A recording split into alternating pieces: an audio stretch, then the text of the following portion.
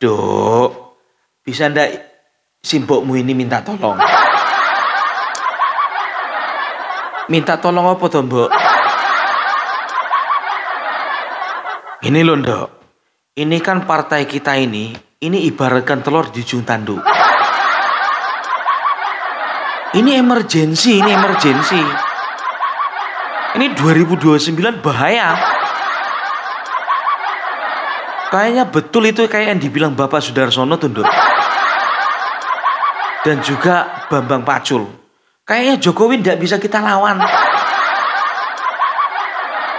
Dene itu terlalu kuat, Dok. Terlalu kuat. Jadi maksud iki piye, Mbok?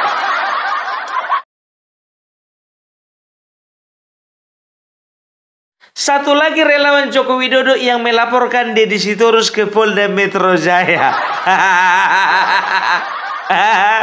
Gimana? Sudah terwakilkan?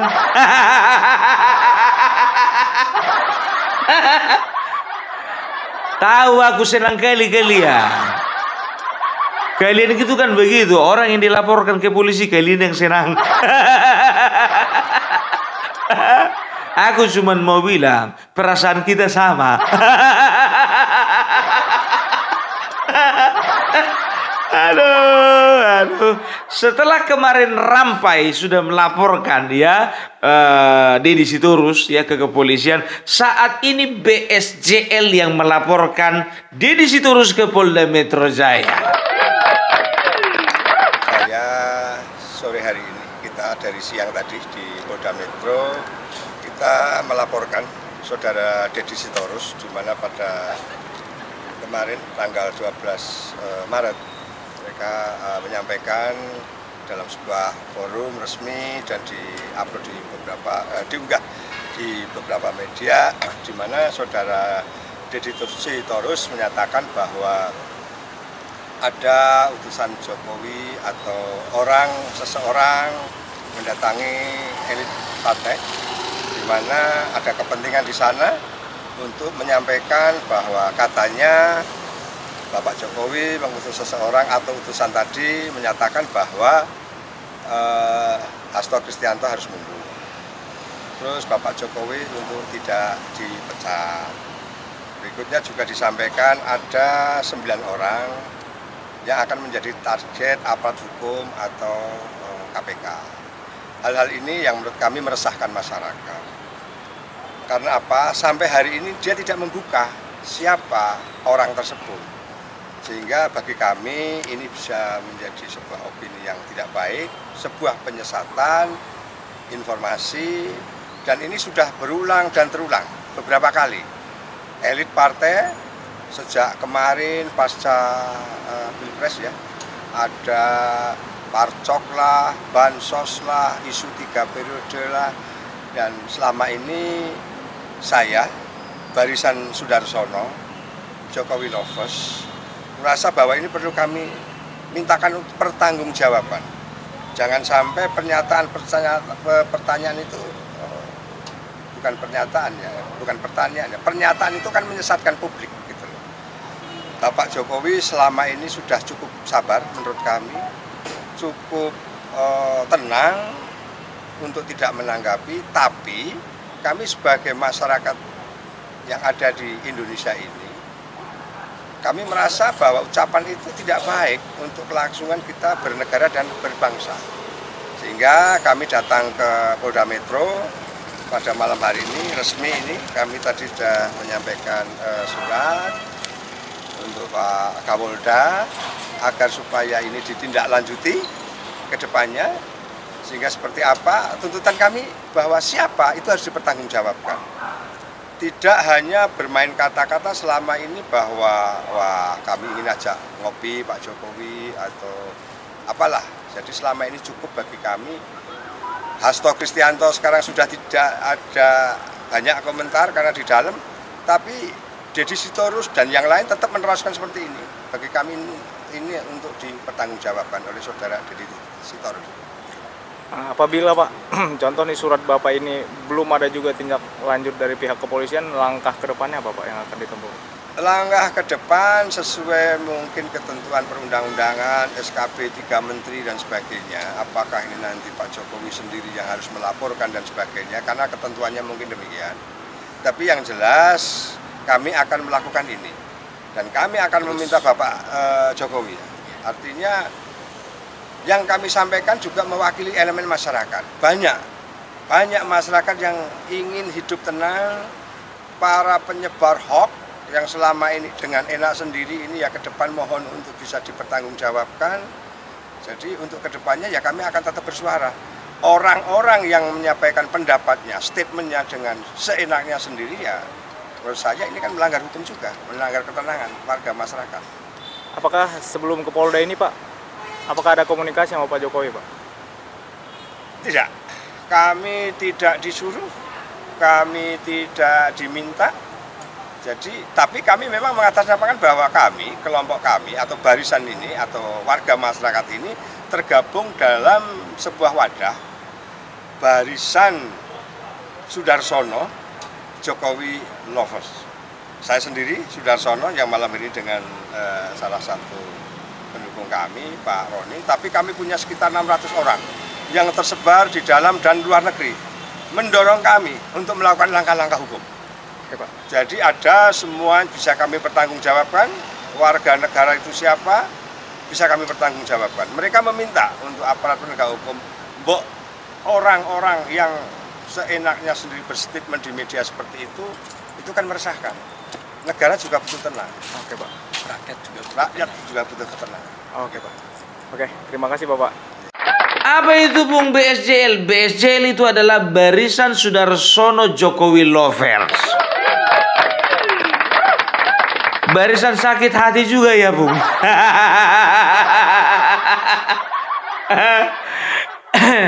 Betul, tapi ini barisan sakit hati sebelah kanan.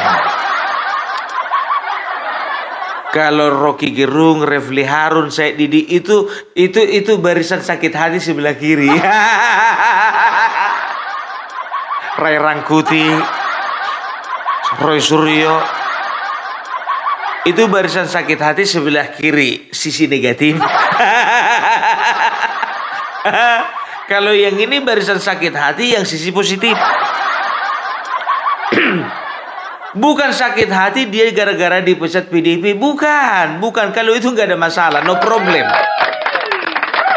Tapi dia sakit hati ya karena Bapak Jokowi sudah dihianati, sudah difitnah, sudah dibully, sudah dituding ini dan itu. Makanya Barisan Sudarsono Jokowi Lover hadir di tengah-tengah bangsa Indonesia. Iklan kau Bung. Bukan iklan. Kita harus tahu seluk-beluknya orang yang melaporkan, kan begitu. Bisa aja aku melaporkan, tapi kan gak kuat. Karena apa? Personal. Kalau ini barisan, wah. Pernah kalian tengok orang baris cuma sendiri? Pasti rame. Namanya barisan, kan begitu ya. Supaya lebih kuat lagi ya. Dan juga bisa ditanggapi secara cepat oleh pihak kepolisian. Kalau Bung Parbelak sendiri contohnya melaporkan, sakit hati aku Bapak Jokowi dituding ini dan itu, ya kan? Tapi gimana mau dibilang sendirian? Nggak mungkin juga aku bikin barisan, ya barisan Opung Parbelak Jokowi Lover. Gak usah lah, biar aja beliau yang bikin barisan. Kalau aku cukup lihat di belakang meja aja, iya. Ya, jadi Bapak Sudarsono, kalian masih ingat Bapak Sudarsono kan? Yang kemarin ngancam Guntur Romli sumpah pocong. Yang sampai sekarang nggak ditanggapi. Yang kemarin itu waktu Hasto ditetapkan jadi tersangka, beliau sujud syukur di depan gedung KPK. Ya, udah ingat. Ya, kalau urusan dipecat dari PDIP, dipecat Hasto, beliau itu nggak ada masalah. Karena apa? Dia pun juga saat ini bersyukur karena sudah keluar dari kapal yang tenggelam.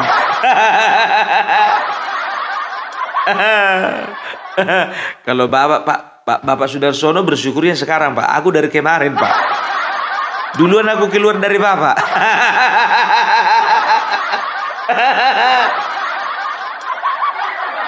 Tapi lebihnya Bapak sujud syukur, kalau aku enggak, Pak. Itulah tandanya kalau Bapak ini memang betul-betul ya mengakui bahwasanya ya Hasto ditetapkan jadi tersangka itu adalah doa dari seluruh umat yang ada di Indonesia. Jadi Bapak Sudarsono ini mewakili kita semua. Aduh, jadi apa itu BSJL? Sedikit tentang BSJL. BSJL itu adalah Barisan Sudarsono Jokowi Lovers anti hoax, ya, yang mengcounter setiap berita-berita hoax, apalagi yang disebarkan oleh RT 16. Jadi ya Barisan Sudarsono Jokowi Lovers ini sudah ada di banyak tempat ya, di berbagai provinsi di Indonesia. Bayangkan kalian ya, nggak nyampe 2 bulan dipecat udah bikin barisan dia. Dan tahu nggak kalian, pengikutnya banyak, ya kan? Karena apa? Ya, karena ini berangkat dari kesadaran bahwasanya Joko Widodo adalah presiden terbaik yang tidak layak untuk dibenci, tidak layak untuk diserang, dan tidak layak untuk difitnah. Ya, jadi Barisan Sudarsono ini ada di Pulau Jawa, ada Sumatera, ada Sulawesi, ada Pulau Kalimantan, dan ada Pulau Papua. Dan juga tahu nggak kalian, ada di luar negeri. Ada di Amerika, ada di Belanda, ada. Dari mana Opung tahu? Informasi bro, A1. Aku ini bukan bocor halus. Selalu mengatakan informasi A1. Selalu mengatakan menurut saya informasi A1 yang saya dapatkan. Kebanyakan A1 padahal A4. Makanya dikirimi kepala babi. Berita bohong pun dibilang A1. Tapi kalau Opung Parabella ini nggak berita bohong, ini betul ya. Ya kan. Jadi Bapak Sudarsono ini ya bisa dikatakan adalah salah satu pejuang Bapak Jokowi saat ini ya. Enggak kalian tengok berapa kali dia putus-putus sama Bapak Jokowi. Itu menunjukkan apa? Bahwasanya memang benar Barisan Sudarsono Jokowi Lovers ini memang bergerak untuk Bapak Jokowi. Kecuali kalau dibilang BSJL Barisan Sudarsono Jokowi Lovers tapi putus-putus sama Anies Baswedan, itu udah lari itu.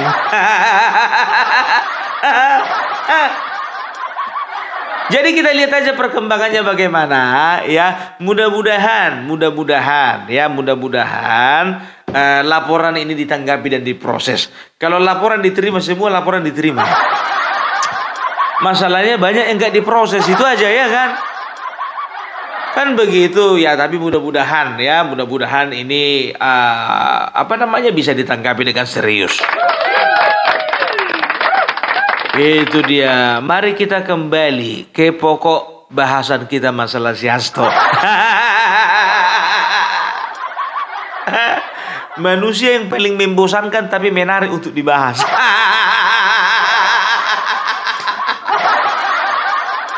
Tahu kalian? 2 hari yang lalu pembacaan eksepsi dia. Di dalam pembacaan eksepsi itu, apa dia bilang? Saya ingin saya dibebaskan. Hanya permintaan orang bodoh dari narapidana bodoh yang minta dibebaskan ketika proses persidangan sedang berlangsung.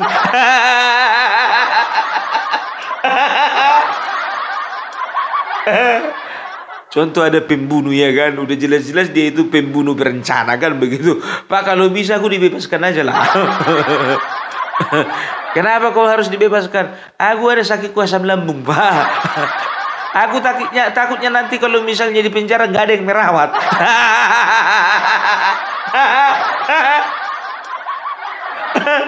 Aduh, di pembacaan eksepsi dia nyatakan bahwasanya dia itu harus dibebaskan. Setelah itu dia mencomot-comot nama Bapak Jokowi. Dia seret-seret nama Bapak Jokowi. Lebih layak diseret nama Megawati daripada Jokowi. Yang menandatangani surat PAW kan Hasto sama Megawati, bukan ada tanda tangan Jokowi.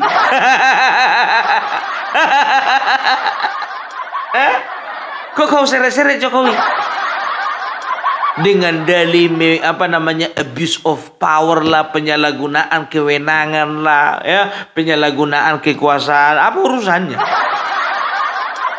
Gue bilang sama kau Hasto, Bapak Jokowi itu tangannya terlalu bersih untuk ngurusi manusia model kau. Itu dia. Sekarang begini ku bilang ya, di dalam pembacaan eksepsi banyak pengamat mengamati bahwasanya yang dilakukan itu bukan pembacaan eksepsi. Ini siapa ini yang ngajar ini? Tim kuasa hukumnya ini. Masa pembacaan eksepsi seperti itu. Jadi begini ya, sedikit aku pengen sharing dulu tentang eksepsi ya. Apa itu sidang eksepsi? Eksepsi itu adalah sidang di mana terdakwa memberikan atau menyatakan keberatan, bantahan, sanggahan ya terhadap dakwaan yang ditujukan kepadanya oleh jaksa penuntut umum. Itu dia eksepsi. Nah, apa tujuan dari eksepsi? Tujuan dari sidang eksepsi ini ya, terdakwa ya dituntut untuk bisa membuktikan dan bisa menyatakan kalau dakwaan yang ditujukan kepadanya oleh jaksa penuntut umum itu cacat secara formil. Nah, kalau terbukti cacat secara formil, maka proses pemeriksaan tidak bisa dilanjutkan. Tapi kalau dia tidak bisa membuktikan, maka proses pemeriksaan dilanjutkan lagi. Kan begitu. Nah, di sidang eksepsi ini ya Hasto harus bisa membuktikan atau menyatakan ya bahwa dakwaan dari jaksa penuntut umum itu terhadap kasusnya itu cacat secara formil, ya bukan berbicara tentang substansi dan kebenaran dari tindakan pidana tersebut. Sekarang kalau bicara tentang tindak pidana, ya tindak pidana sudah jelas dua, tindak pidana suap dan tindak pidana obstruction of justice. Kan begitu. Kalau bicara tentang kasusnya, tentang perkaranya, itu sudah fix. Dia tidak boleh masuk ke dalam itu. Tapi kalau bicara tentang syarat-syarat formil, boleh. Jadi kapan sebuah dakwaan atau gugatan itu dinyatakan cacat secara formil? Jadi ada syarat-syarat ya, atau contoh-contoh sebuah gugatan atau dakwaan itu cacat secara formil. Yang pertama ya, surat kuasa tidak sah. Jadi apa itu? Maksudnya surat kuasa tidak sah. Jadi contohnya, ya ini kebanyakan terjadi di pengadilan perdata, persidangan perdata, kasus-kasus perdata ya. Jadi ada satu pihak tergugat, ada satu pihak penggugat, kan begitu. Jadi pihak tergugat ini digugat oleh karena dia itu melakukan pencemaran nama baik. Digugatlah dia untuk membayarkan ganti rugi ya, ganti rugi sebesar 10 miliar. Nah, penggugat di sana punya kuasa hukum, di sini juga tergugat punya kuasa hukum.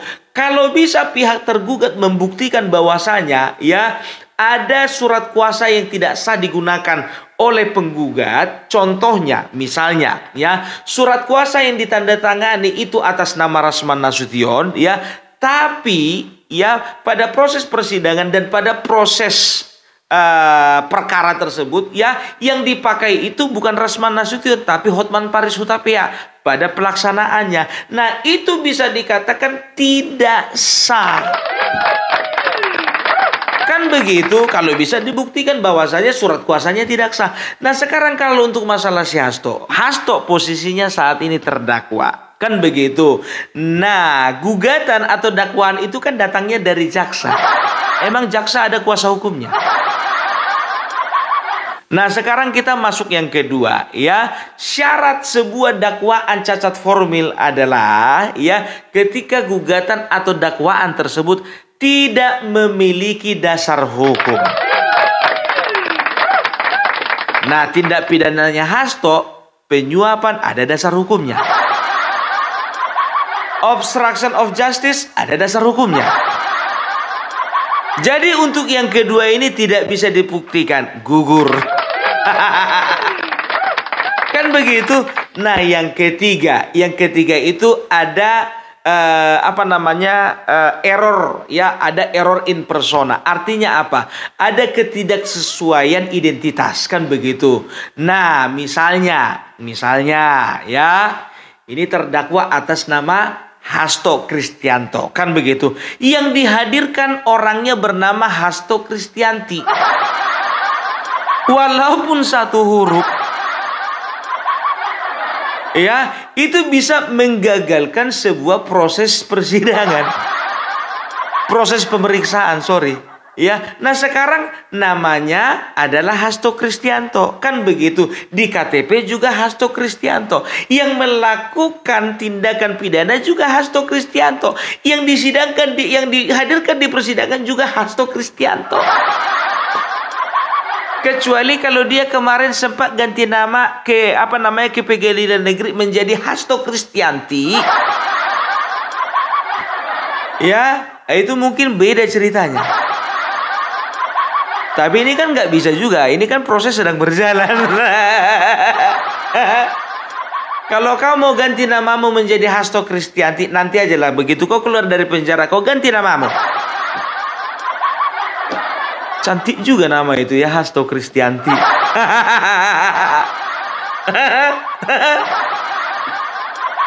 Ya, itu dia. Nah, yang keempat ya. Yang keempat itu ya, sebuah dakwaan dinyatakan cacat formil ya, ketika dakwaan tersebut tidak jelas dasar hukum dan kejadiannya.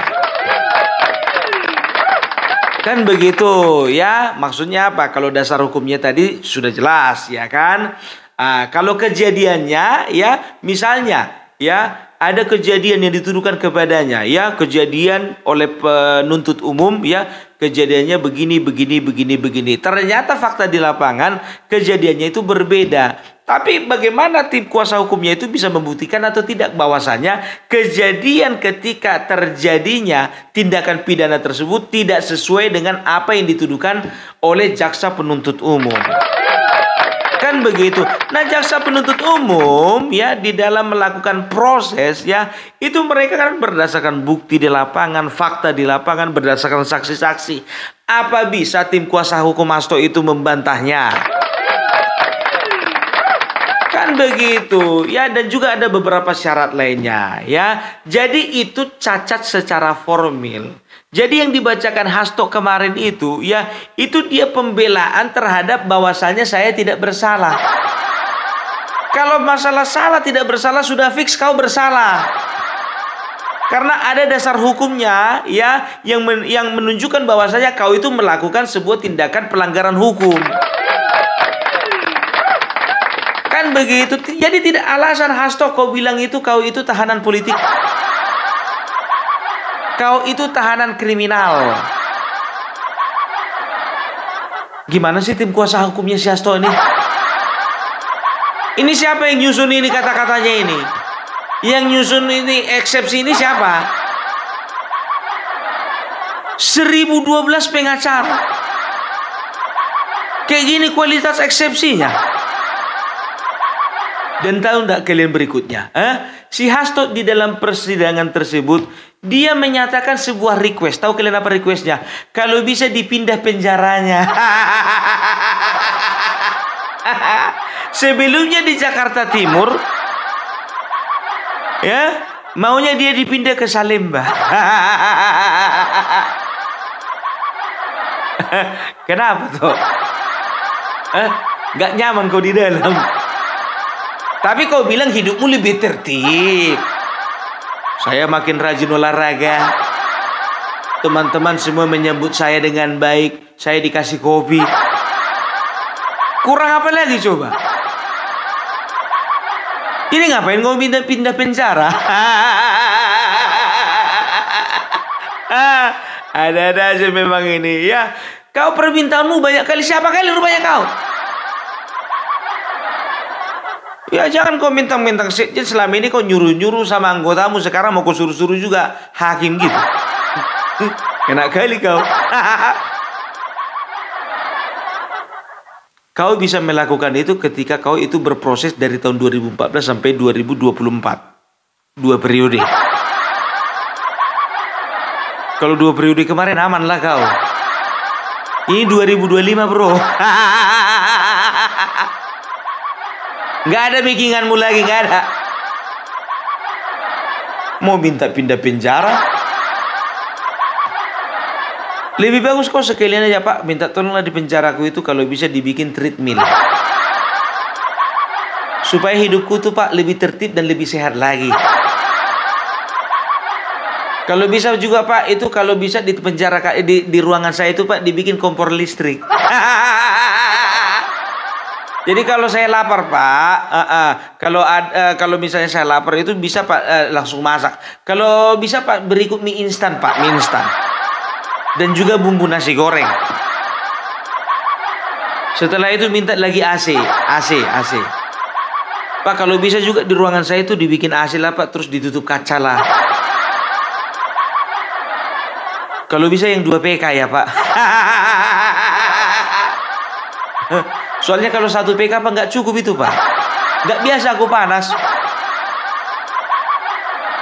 Setelah itu minta tolong dulu Pak, kalau bisa di dalam ruanganku itu dikasih bathtub. Hobi saya Pak, hobi saya itu baca buku sambil mandi-mandi di bathtub Pak. Kalau bisa itu dipenuhi juga Pak. Setelah itu Pak wifi.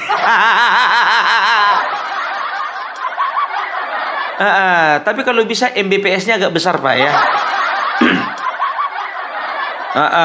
Terus Pak kalau bisa Pak laptop Pak. Saya itu kan hobi nulis dan juga hobi pidato. Jadi saya nggak mau Pak, bakat saya itu terpendam.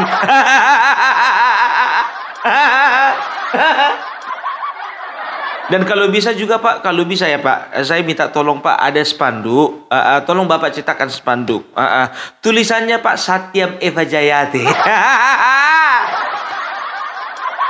Karena itu adalah nilai dalam hidup saya Pak. Kalau bisa ukuran spanduknya 1 kali 3 meter ya Pak. Disesuaikan dengan kamar gitu Pak, biar lebih lebih artistik. Dan kalau bisa warna spanduknya itu merah Pak. Banyak kali permintaanmu Tok. Tok maaf Tok, maaf ini 2025 bukan 2019.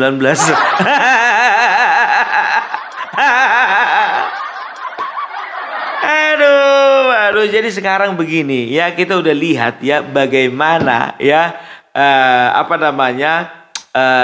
eksepsi ini sudah dibacakan oleh si Hasto. Dan aku jujur aja aku bilang, aku yakin dan aku optimis eksepsinya ditolak.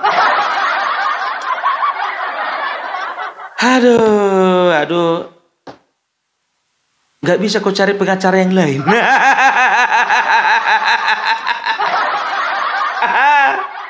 Pengacaramu itu kurang berbobot itu.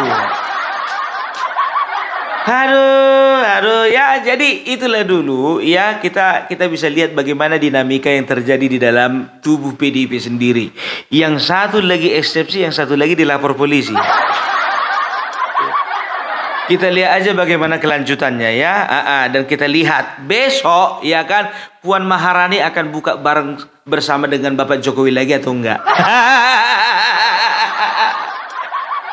Mana tahu Gerindra bikin acara buka bersama. Diundang lagi Ibu Puan Maharani dan Bapak Joko Widodo. Waktu Nasdem kemarin dibilang kan, waktu acara, lo saya nggak tahu lo Bapak Jokowi hadir. Kata Ibu Puan, kan begitu. Begitu juga di Gerindra contohnya, kalau bikin acara buka bersama, datang situ Bu Puan, datang juga Bapak Jokowi. Nah, begitu diwawancara Ibu Puan Maharani, saya nggak tahu loh Bapak Jokowi datang.